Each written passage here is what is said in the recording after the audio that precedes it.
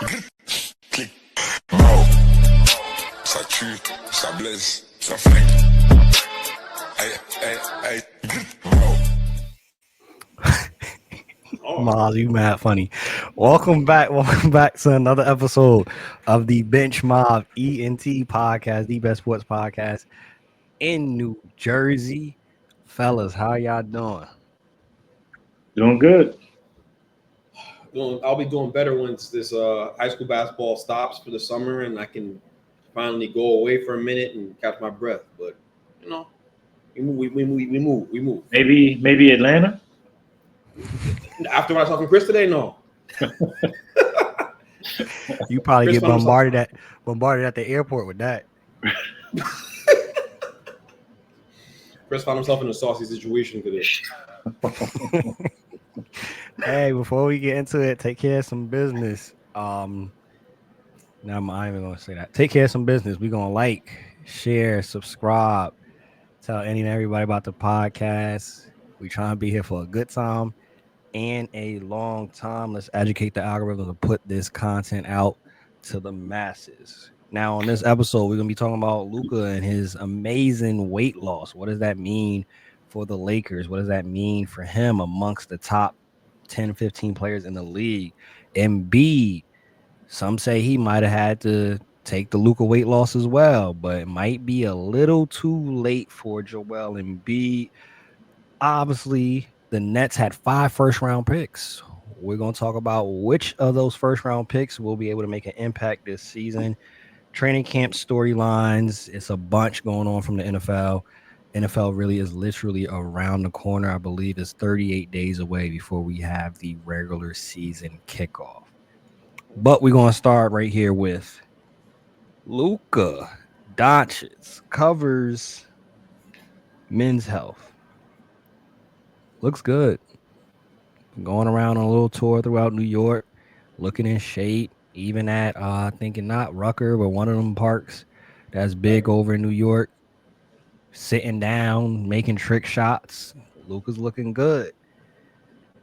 Couple questions that come from this, but we're going to start off with this one. Should Lakers fans and Lakers brass, should they feel differently about the season with Luka's physique and change to his body? Yeah. I think that's clear because an in-shape Luka is the best player in the world. I'll just put it like that. Like, we haven't seen that Luka since maybe year 1, year 2 in Dallas. So this is going to be a special year coming up if he's able to keep this physique like this. So Lakers fans, they should be happy with this because, I mean, the last few years we've seen him just struggling on defense, and sure, that could be pointed at with his weight gain and all that stuff. But now with losing this weight, maybe we'll get better effort on defense, offensively. I mean, he's already one of the most gifted players to play in the league. So I expect him to really dominate. We could see an MVP season this year. And I mean, we've given them some grief over the DeAndre Ayton signing, but I don't think it's the worst signing in the world. I think for all purposes, it's a really good signing. I think pick and roll, we can get a pick and pop. But Luka, he was always going to have to get in shape. I think they were going to pay him regardless. Like, you threw all your chips in with Luka when you make that AD trade, and he's going to be the face of the franchise for hopefully the next decade plus. And this is a step in the right direction to show that you're dedicated to improving, to getting better, to LA, basically. I couldn't agree with you guys. I couldn't agree with what Nick Miles said more. I think the Luka situation is to see him in such great shape is great. And I saw Jamel Hill say something really interesting about this, where she basically made the point that in Dallas, she felt like, or it seemed as if he got comfortable, right? Got complacent, was home, right? The fans loved him there. He was a made man in Dallas. Whether he won a championship or not, they were going to love that man and probably build him a statue regardless. And he'd be one of the best players in the history of that franchise, regardless of how many championships he won. Obviously, going to LA, different standard, harder crowd to please, right? Obviously, and you know it comes with playing with the flagship franchise in the NBA. It's all championship or nothing, right? For the Lakers. So I think that's brought out something different in him. Obviously, I don't think it's just playing for the Lakers. Obviously, I think it's also the fact that he feels disrespected in the way that things ended in Dallas. You don't trade a player that great. It doesn't happen. It's like literally a once-in-a-lifetime type of trade that we saw happen.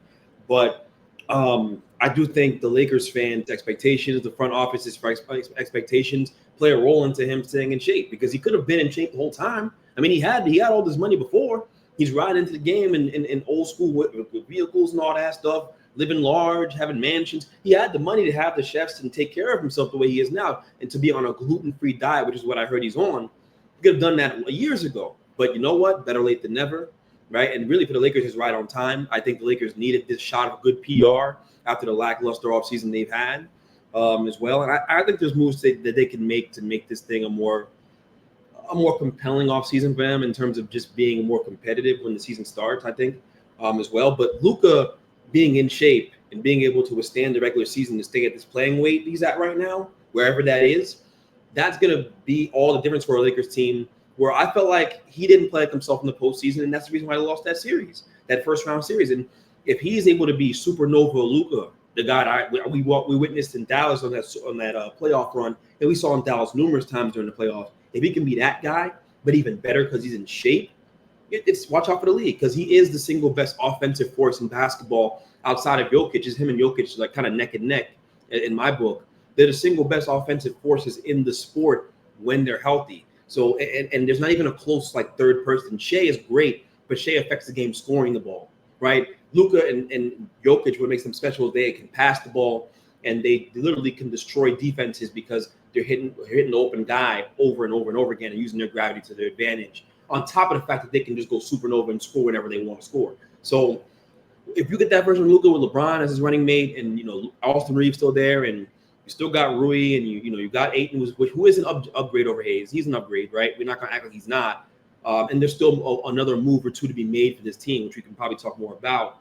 Then yeah, you got a great chance to win a championship. Like you should feel confident about that. So it's exciting to see him in shape, and hopefully it stays that way. Don't pull a Harden on me. Don't show me that picture of you looking like you were on Blood Diamond, running up the hills in Arizona, and then you come back and the season starts and you look like Norbit. It doesn't make any sense. Hey, as a Laker fan, I have changed my tune. I feel definitely now in that conversation of championship, but I do feel that they need to add a couple more pieces. Currently constructed, still think a couple pieces away, but when you have Luka obviously locked in, and I don't think we have to be concerned, which we kind of talked about before the show started. Luka got like 15 games this summer still, like to go play with Slovenia, I think it is. That's who he's playing with. So he should still be coming into training camp at that size. It might be even more slimmer, might be even more built and more muscle that he builds on, being that he'll be playing. So I think that'll help make sure that, there's no setbacks or backsliding and he's eating Joel Embiid burgers and he's fat in training camp. I think a couple pieces are needed left. For y'all, looking at this roster currently, you got a motivated Luka. You got Ayton over there, Rui, Austin Reeves. They cut Shake Milton. They cut Goodwin. They have some money now to get another veteran or to possibly try to move a trade. What do you think they need to really solidify them to be in that conversation as a championship contender? There's moves to be made. I mean, I think I sent you guys something I saw about a rumor where they could get Rob Williams. I think you have to load up your front court at the center position to a point where Jackson Hayes is not someone you have to play. You don't want to play Jackson Hayes. You don't want to play him even in bench minutes to give your starter a break during the postseason. You'd rather have him getting DMPs in the postseason, right? It's the same logic I have for Bronny, right? But to a lesser extent, obviously. If you see Jackson Hayes logging 25 minutes a game at any point during the season for the Lakers, it's probably not a great stretch of basketball for them right now at that point. You can get away with it in the regular season, but in the postseason, that guy's logging anywhere over 15 minutes in a game. you're really in trouble. Like, you really don't want to do that. So if they can go get a Rob Williams or go get another serviceable big that can protect the rim and be a rim runner and catch lobs for them, and they can get aggressive in the trade market, they should certainly do that. And I think that's a move that can make them better. I also saw that they were interested in the DiVincenzo's and the KCPs of the world, those guys. Obviously, every team in the NBA is. I'll believe it when I see it with those trades. I don't think that Western Conference teams are exactly in a rush to help the Lakers win games, right? Which, except for the Wizards, who them being on the Eastern Conference, they always kind of throw them a bone every now and then. But nah, man, I mean, I think there are moves to be made. I think Pelinka is going to have to get aggressive, even if and when Luka signs this extension. It's win now. Like, with a guy like that, he can request a trade at the drop of a hat, and now you're back to square one. And you those guys get what they want. When they have to get traded, they get traded. So you've got to stay aggressive, and I think they're going to find ways to do so. Hopefully, I think they will. I mean, and seeing Luka in shape, hopefully that also should put a shot of adrenaline in their arms. And like, oh, wait, we have a chance to actually compete for a championship. Let's go out here and make moves to do so. So I think those are some things they can do. But the center thing would be priority number one. I think they should really bolster that position more. Speaking of centers, Joel Embiid has been an article that came out that put it this way. Keith Pompey, who's an insider and works very closely with the Sixers, says he described after reading that interview and that article that he did as Embiid knows that the end is near. We know he might not even be healthy by the beginning of training camp. Might see limited action again this year. I want to ask this with what we know. How will history look back on Joel Embiid's career? I feel like it'll just be a lot of what ifs. Like, what if he had stayed healthy? What if we had gotten a stretch of consistent play? What if he played well in the playoffs when they needed him? Like, the process was what it is. They tanked, it worked, and because of that, you can't really do that anymore. But they were able to build some pieces with Embiid, Ben Simmons. I mean, Markelle Fultz was even an option, but we don't have to talk about him. But like Embiid, special talent, special offensive talent. Came a long way from Kansas. And yeah, that article did feel like it was kind of a culmination of good PR for him, because he hasn't really had much of that lately. Like, he's missed games. If you remember last postseason, he had a dirty play with Mitchell Robinson, and that's still in my forefront memory of Embiid because he didn't really play that much. I mean, it makes sense why he played on Team USA, because I don't think he believes that he's going to be able to ever get to a championship. And the only way he'll win something is if he's kind of carried to it. But he's supposed to be the alpha. It's not going to happen in Philly. I mean, they brought in all these pieces to try to complement him, like a Paul George. You drafted well with Maxey. They drafted well this year, bringing in a kid from Baylor. So it's going to be a lot of what ifs with Embiid. And if he was able to be healthy, this was a MVP. This guy won the MVP at one point. He was arguably one of the top 3 or 4 players in the NBA at one point in his career. But because of all these injuries, because of all these missed games, and I mean, you could maybe point to his lack of physical shape, like he's not in the best shape that he should be, or sometimes he doesn't seem as dedicated to his craft as he should be. This is kind of what happens. I mean, I don't think he's even that old. He's like maybe early 30s. Like, we shouldn't even be talking about him as if he's on the decline. I feel like this is like Antonio McDyess all over again, where it was a really good player who could have dominated, but because of injuries, we only see glimpses here and there. Like, I don't know how much longer that knee is going to hold up, but it's sad to see with Embiid. Joel Embiid is 31 years old. Amongst the conversation when we talk about the what ifs, obviously we talk about Derrick Rose, we talk about Penny Hardaway, we talk about Grant Hill, T-Mac even on some level. Amongst those what ifs, is this a part of like, would you say, Greg, even in your top 5 of what ifs, or do you view it kind of differently because it's kind of like self-inflicted in a sense? I mean, it can be self-inflicted and still be sad. I mean, the two things can coexist. So, or be devastating for a franchise. So I think, yeah, I think it's one of the biggest what ifs I've ever seen because of how great Embiid was when he was healthy, or has been when he's been healthy. Right, 50-point games are common. He does whatever he wants offensively. I don't think I've seen him more skilled big in my life. I mean, he's our generation's Hakeem. That's how talented he is. That's how talented Joel Embiid is from an offensive standpoint. So for him to not ever reach the pinnacle or reach the top and get to a championship, it's pretty sad when you really think about it. And it goes to show you that nothing's a guarantee in pro sports at all. But like Miles said, Miles hit the nail on the head. I was going to say this. It's about the nutrition. I think eating well and taking care of yourself and having the best habits off the court can prolong your career, and it can also devastate your career. I do think that's part of the reason why he's had these injuries. And if you notice, the injuries have happened in a chain. It's been a knee, to then soft tissue, to then whatever else has happened to him. Right, the foot. Right, these are chain injuries. Those are injuries when you're too heavy on your joints. You're eating too much. Smash burger or whatever it is out there, Philly cheesesteaks. You're going to Angelo's and all that after the games. It's just catching up to you. So it really is sad. I hope that he can go somewhere else and revitalize his career.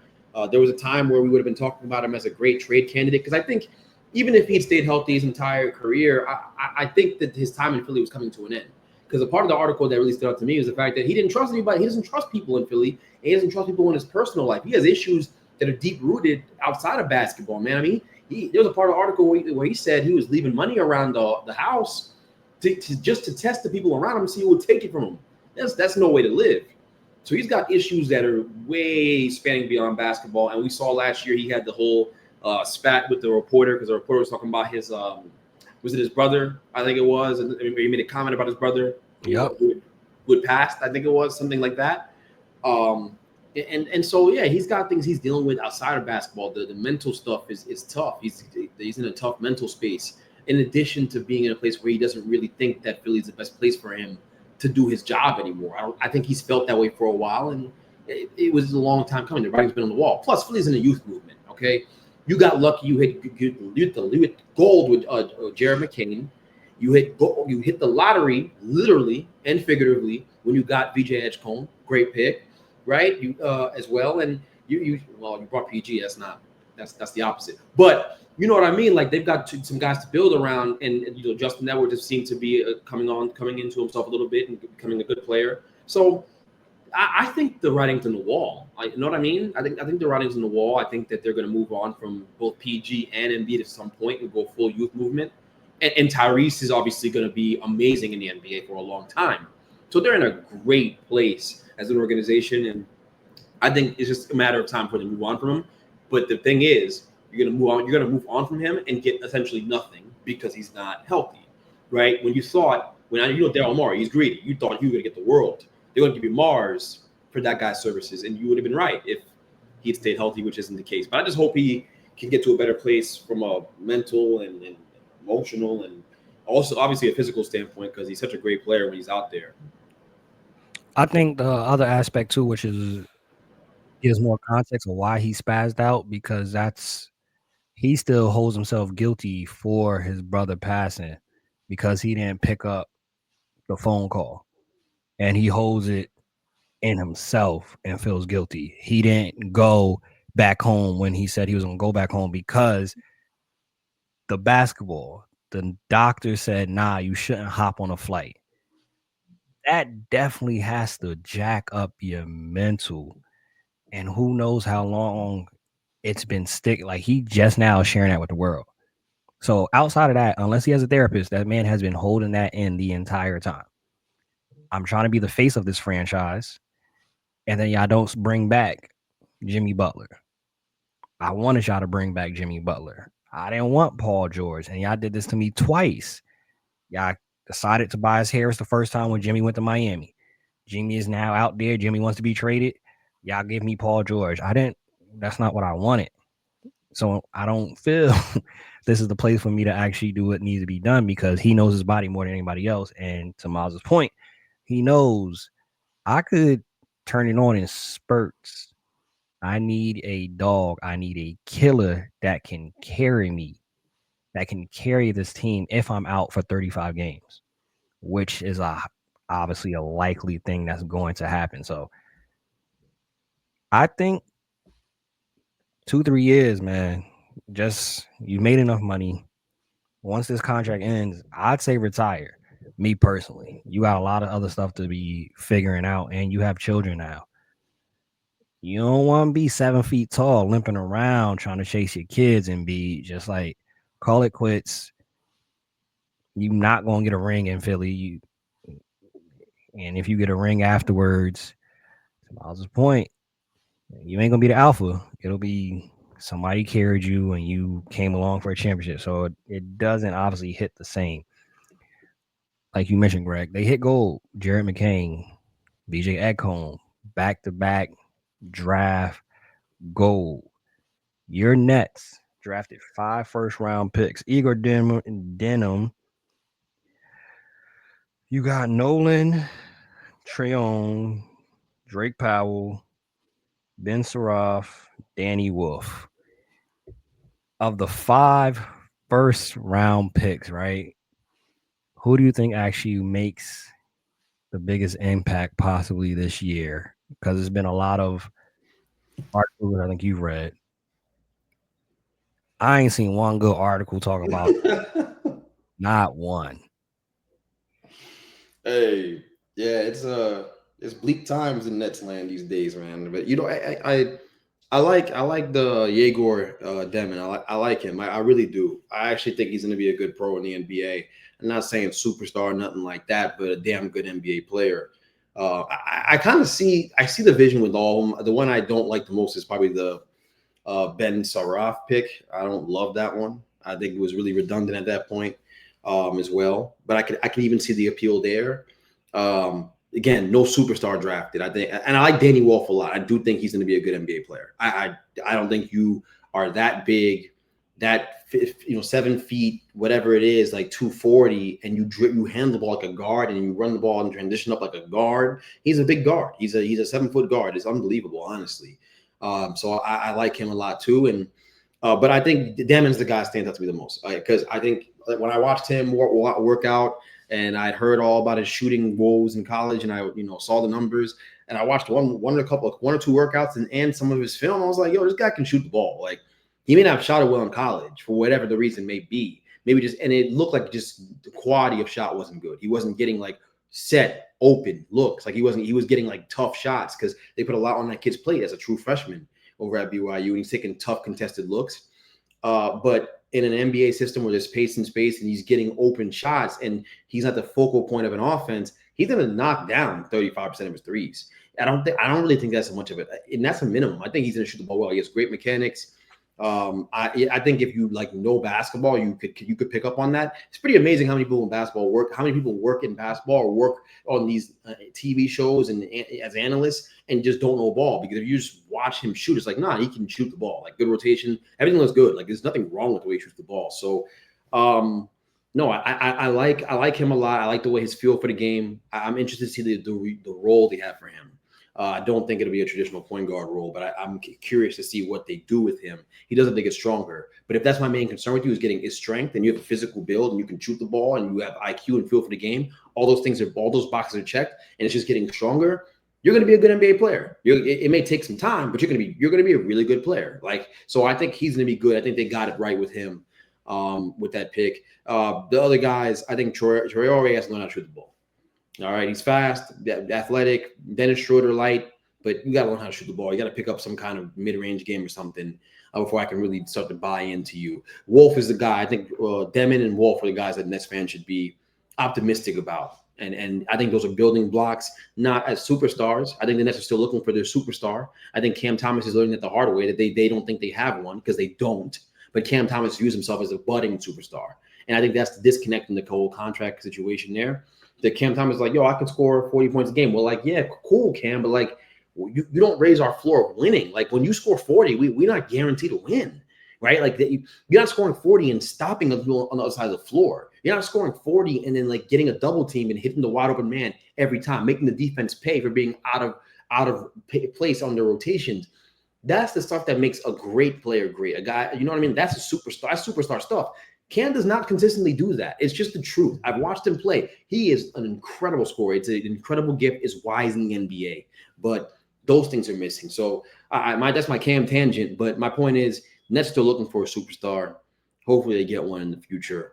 Hopefully it's the kid Cam Boozer or something like that next year, because Lord knows they're not going to win a whole lot of basketball games. Although I do think they'll be solid. They'll be better than like the Wizards or something. When the Wizards have a nice little young core, but when Alex Sarr is a part of your core, I feel pretty comfortable saying we'll be better than you.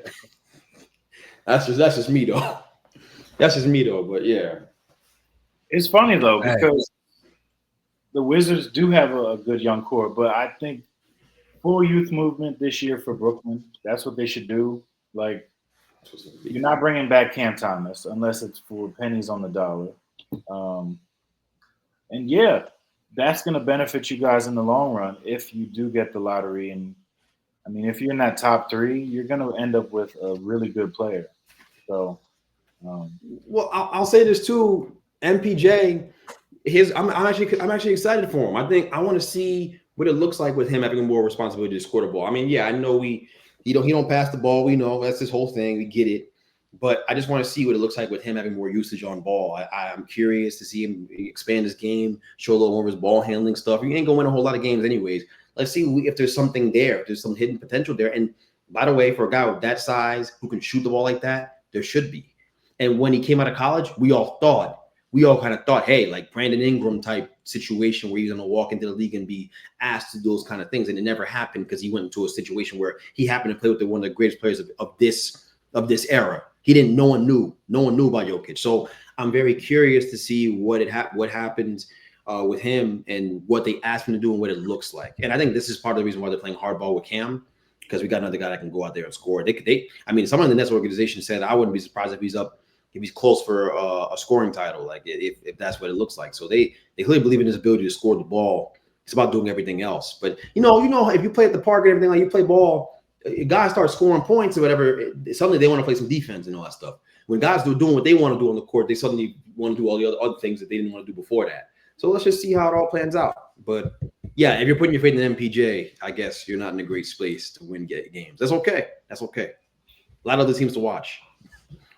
Yeah, I'm very intrigued to see how that works out, because I think Cam Thomas actually ends up returning just off the strength of I don't know anybody that's going to give a contract that's going to be out the water. You saw the Detroit rumor like about him. I'm like, well, he ain't going to. What are you going to give me?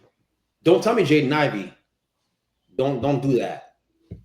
Don't do that. It seems like a nice kid and everything. I don't want to do no Jaden Ivey. He sucks. Respectfully, he's not good. He's not good. Jaden Ivey's not good. I'm really. So you can give me the Diet Thompson twin if you want, but you ain't doing that for no Cam Thomas. There you go. So Cam will be back as a net. I totally agree with you. Yeah, and that's gonna be a lot of tough basketball to watch, man. Cam Thomas and MPJ. I think Jess was in an interview talking about, I know what's said about me is that I don't do the pass swing, but every shot I see, I don't see the defender. Which is, by the way, isn't unfair. He does make a lot of contested shots. I'm not defending him because he's a net. It's just the truth. He should be passing the ball. He's a jackass. Sorry, but it's real. I think the other part about this that is interesting too is how Jordy handles both of them. He's such a good coach, man. Like, I think he's going to get those guys to move the ball. But he coaches so hard. I think if those guys don't conform, and I think Cam started to last year. You saw it. He was moving the ball a lot more. If they don't, it'll be a rough go for them in Brooklyn. He's not going for it. You can't. Jordy Fernandez is the superstar of the Nets right now. He's the face of the franchise. He has carte blanche. So if he don't like somebody, he's not going to have to answer questions about why he's not playing you. That's all I'm saying.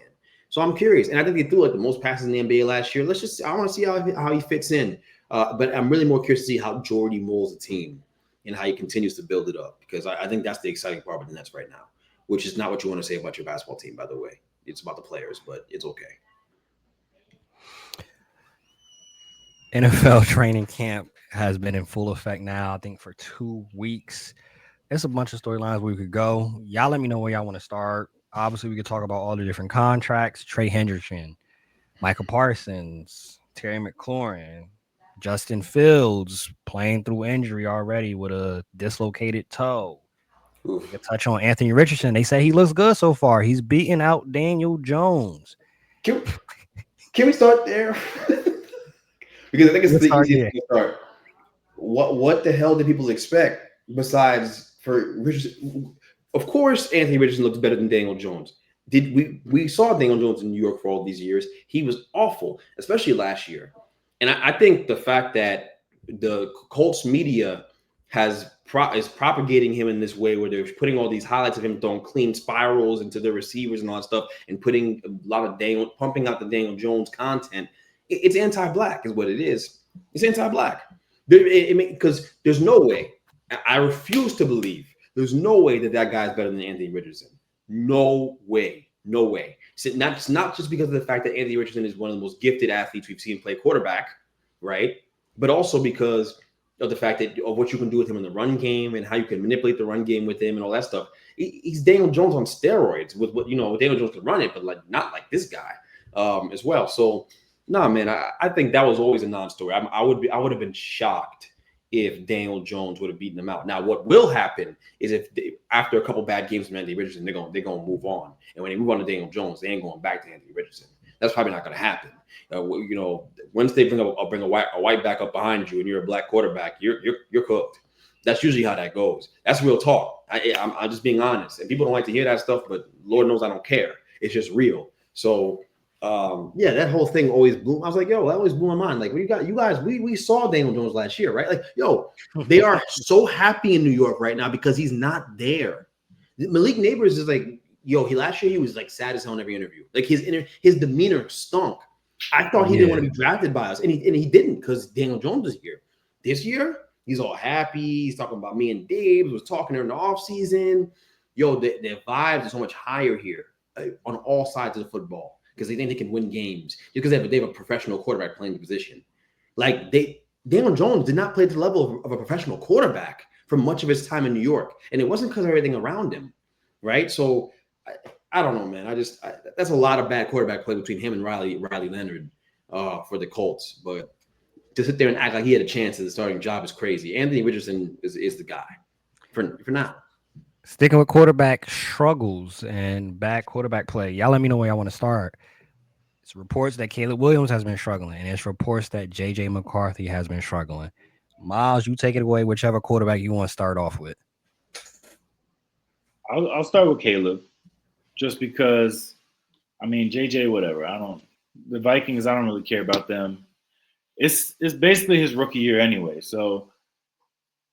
And whenever I hear all this training camp stuff, you take it with a grain of salt, kind of just like Summer League a little bit. Because even when Patrick Mahomes, his first training camp as a starter, talking about he threw 5 picks in one practice, and then what happens? Throws like 50 during the season. I'm not saying JJ's going to do that, but you're kind of taking more gambles in training camp than you would during a regular season game because you got to learn what you can and can't do. And with Caleb, I feel like they're throwing a lot at him. Like I could see Ben Johnson throwing a lot at him as far as like the terminology and the play calling and figuring out what works and what doesn't work. So it might not look pretty right now. And I feel like that's okay. Like he's going into year 1, 2 years in the league with 2 different coaches. So year 1 with Ben Johnson, who I think is a genius when it comes to drawing up a scheme and calling plays out there. I think Caleb will be okay out there. I think you've got Romeo Dubes. You just drafted a tight end from Michigan who's going to be really good too. Still got DJ Moore. Like they have weapons for him, and I believe Ben Johnson will figure it out. So early on, it might not look pretty because he's still trying to figure out this offense and still trying to figure out what works, what doesn't, where do I throw here and there. But this guy is too talented not to figure this out. So I do think it might just be a little overblown with some of these articles. I mean, these guys write these articles for a reason, because if you say that number one pick is playing like crap, I'm gonna click it. I'm gonna read it, because is he gonna be the next bust? Is he gonna be like? There's so many expectations put on Caleb as a former Heisman Trophy winner, number one pick, brought here to save the franchise. So there's going to be a lot of pressure on him, but I think he's going to be okay. I mean, go ahead, Tom. I didn't want to cut you off, Tom. What are you saying? No, go ahead. I was with the Caleb thing. I think for me, when I look at that, it's like the question about him coming out of college was, can he play in structure? So now that you're being asked to it a different way than obviously you were before as a rookie, because you weren't being coached, as we all know now. And I think we knew going into that season, keeping that old coaching staff around with I'm almost forgetting his name now. It's crazy. Like the old coach, who was that was there before him? Eberflus? Eberflus. There you go. Eberflus. Keeping that staff around with Shane Waldron and those guys, like, it's a joke. Like, it's a joke, and we all knew it. So now you're being coached to actually play within structure, and I think it's going to be a real uphill battle for him. I'm not surprised.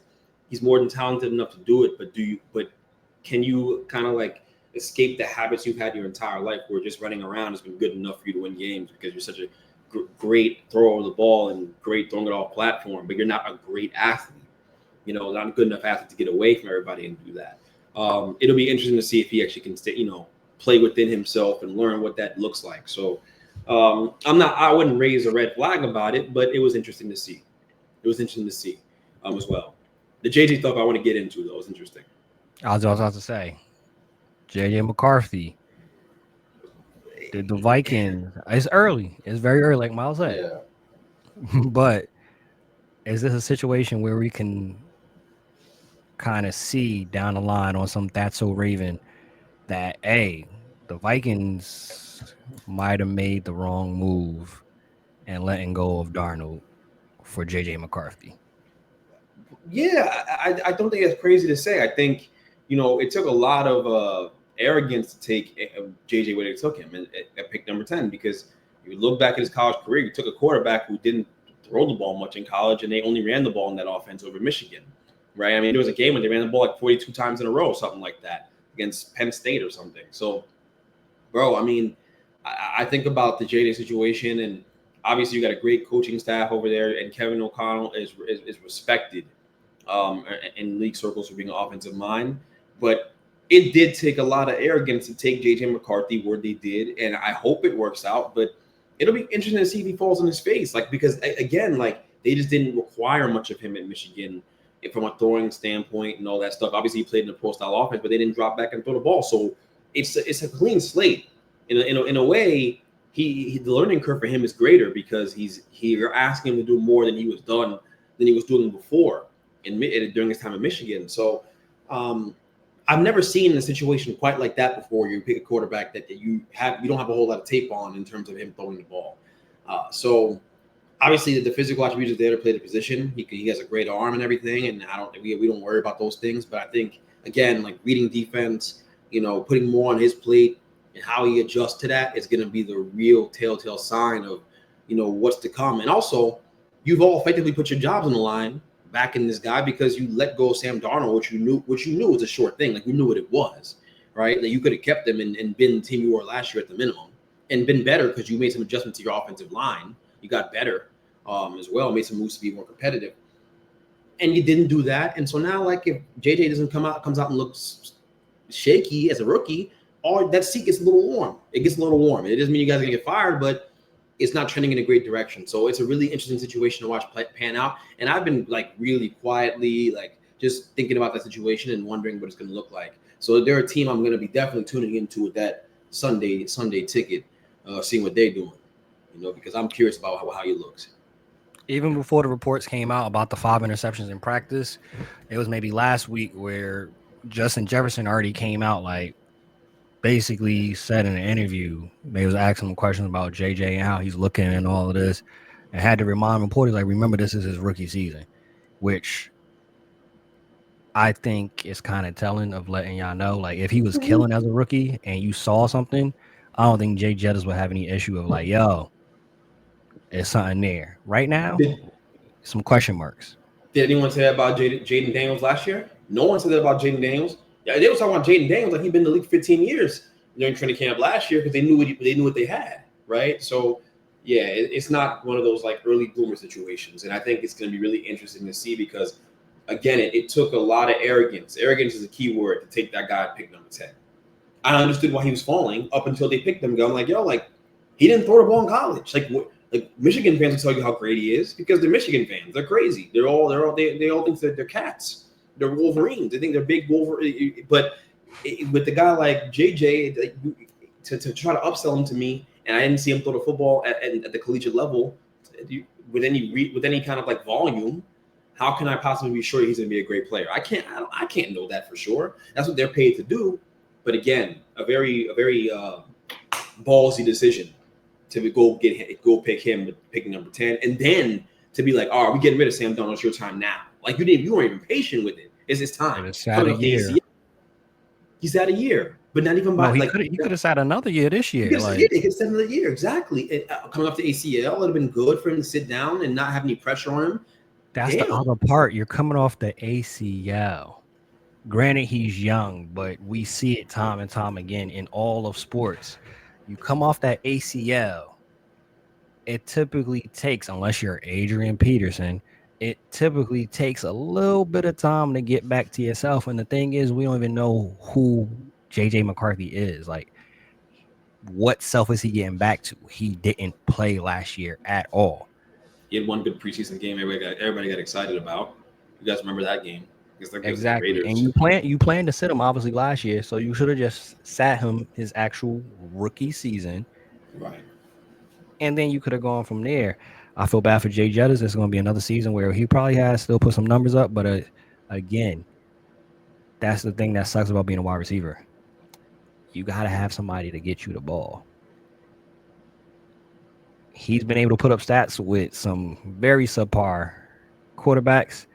I feel bad for Jay Jettis that we won't see him probably unless the Vikings do something smart for once at the quarterback position since what? The second stint they brought in Brett Favre. Like, I thought the Sam Darnold thing was smart.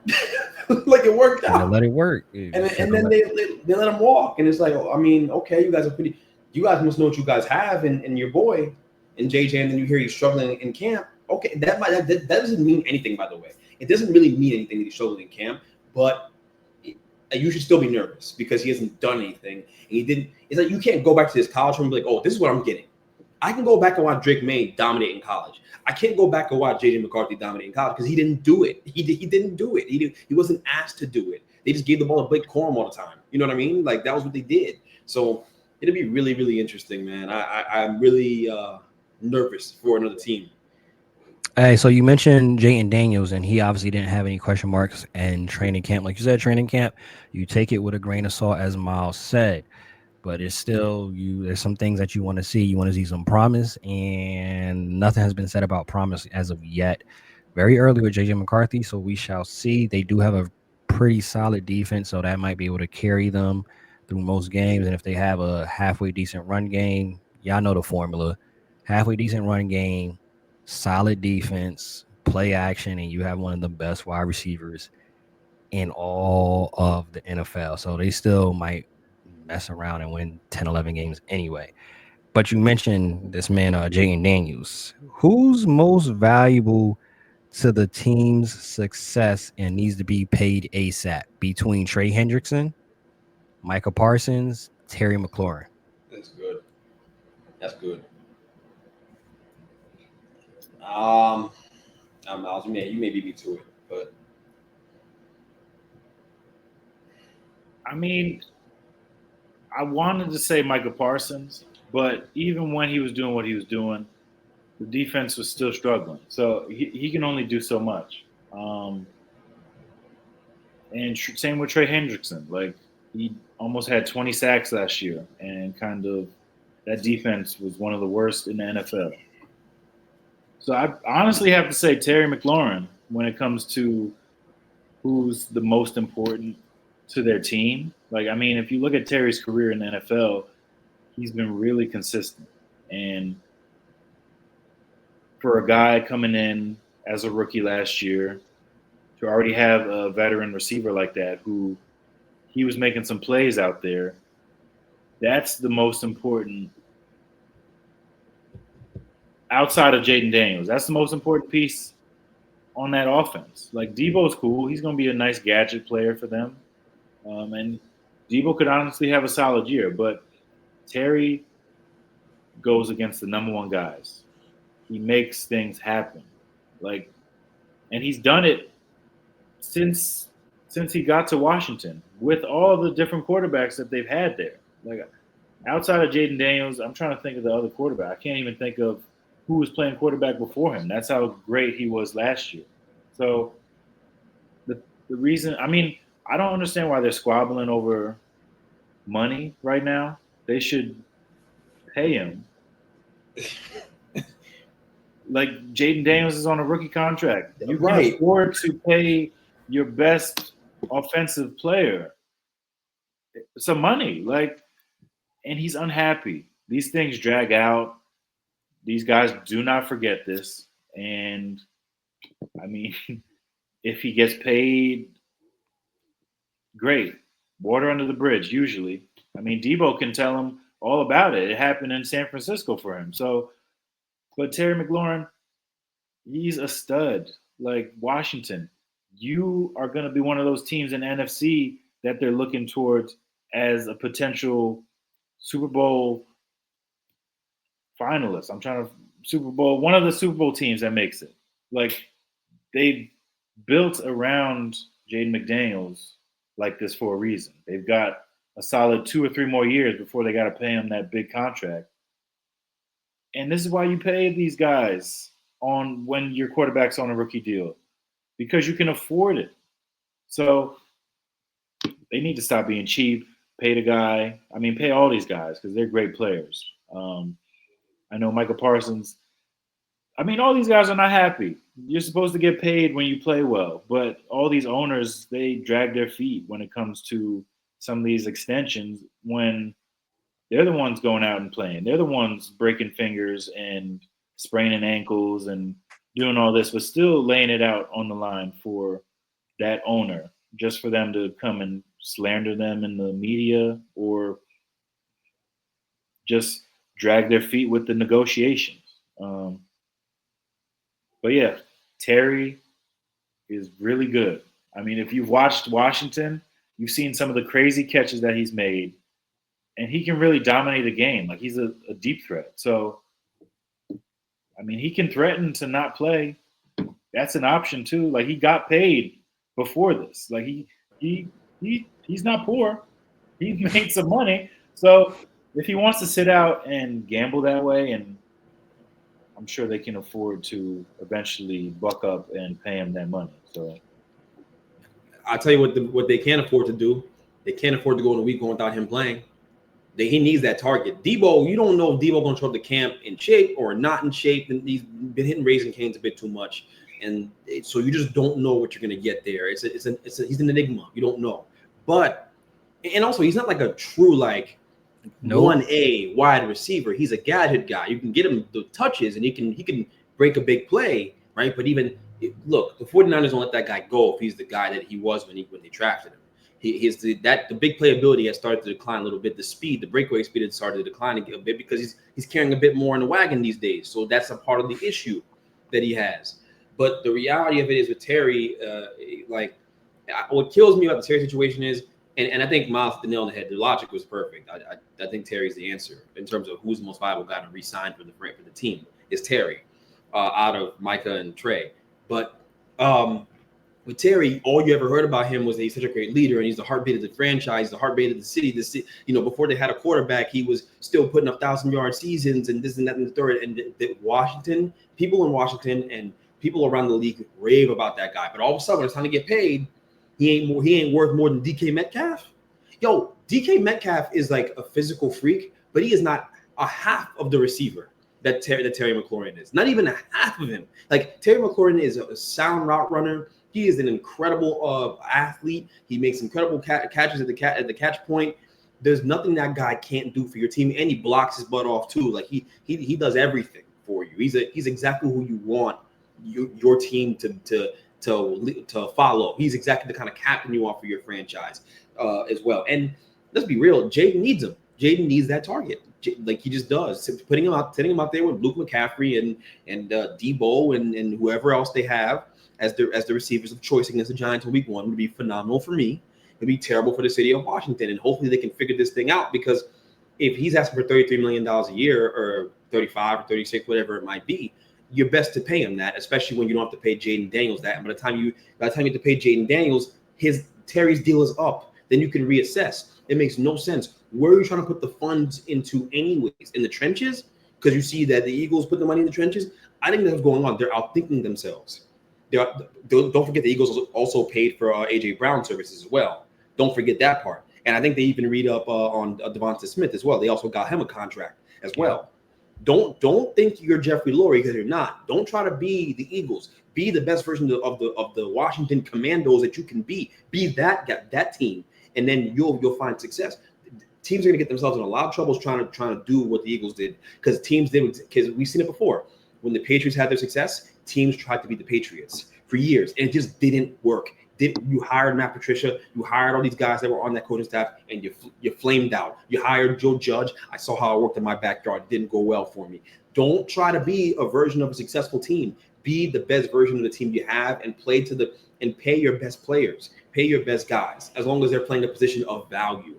So this is a no-brainer to me, especially with Jaden's contract situation being so friendly to you. But again, I love this. Even with the new ownership group, we're still dealing with this nonsense where Snyder's not there anymore, and you're still dealing with something that's stupid. I think they'll get a deal done. I do, but I'm so hoping they don't. I'm hoping they don't going into week 1, and I can get to see them without Terry out there. I don't got to worry about them. Oh, my God. And I got that pass rush. It should be fun. It should be fun. They definitely need to pay that man just off the strength of, again, But he's not a diva wide receiver. We've never heard him complain. We didn't see him throwing helmets on the sideline, anything like that. He's the model citizen, face of the franchise. He's done great for the community. And when it's time to pay him, all of that goes out the window. They need to get it done. And to your point, we will end off this show with this. Of course, I'm sure you'll talk about it regardless, but in regards of the Giants training camp, we've heard some good reports. Russell Wilson and Darius Slayton have a connection. Jackson Dart is throwing dimes on the back shoulder for a touchdown. And then, of course, we've been hearing about that defensive line. What's been the bigger storyline, more impressive thing that you've seen so far from Giants camp? Abdul Carter. Abdul Carter. I listened to Carl Banks on a podcast, and this is the best way to capture what I'm saying. It's simple, it's short, it's sweet.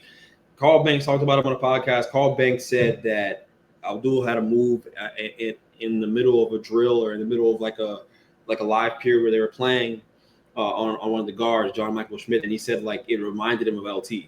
Like he said, like it was like how LT would make a move and he would do something incredible and just beat somebody, and you'd ask him how'd you do that? Like what were you thinking there? And he couldn't explain to you. He's just such a great athlete. He just reacts. He just does stuff. And that's exactly what Abdul Carter does. And I said it when the Giants drafted him, like when you watched him play in college, like it was like watching a guy play on like 4x speed. It was like the game was being sped up when you watched him move on the field. He is a generational type of talent. He really is. And watching some of these practice clips of him moving around and seeing the way Malik Neighbors lit up when he spoke about him, and Brian Burns lit up the way we spoke about him too.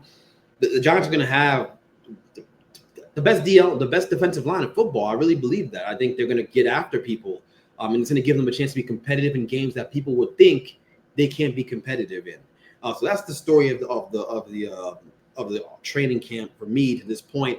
Obviously, I knew things would be better when Russell Wilson came because he's a professional quarterback. He's a league average quarterback. He's like the 15th to 16th to 17th best quarterback in the league. And that gives the Giants a chance to be more explosive offensively, especially when you have a guy like Malik Neighbors and a speed that like Slayton and Wandell suddenly looks a different player. Like it was hard to even judge our receivers because Daniel Jones was so bad he wasn't even giving them a chance on plays. Now I have a chance to kind of evaluate the guys that we have, and I've always liked Slayton. I've always thought he's been a bit underrated. The Giants clearly did too because they paid him so quickly. I was shocked that he came back. And then obviously you have Malik Neighbors, who I think is going to be by the end of the year will be a top 5 or even top 3 wide receiver in the sport. I believe that he's that talented. He's an incredible player, incredible talent. So I'm excited about the year, man. I don't expect a whole bunch of wins, but I expect him to be competitive and to really ruffle some feathers and some surprising teams. Maybe the Chiefs come week 3 or something like that. Give them a little something to think about. Who knows? Get after Patrick Mahomes. We'll see. But it'll be fun to watch them for sure. Hey, Miles, end off the show. Jets.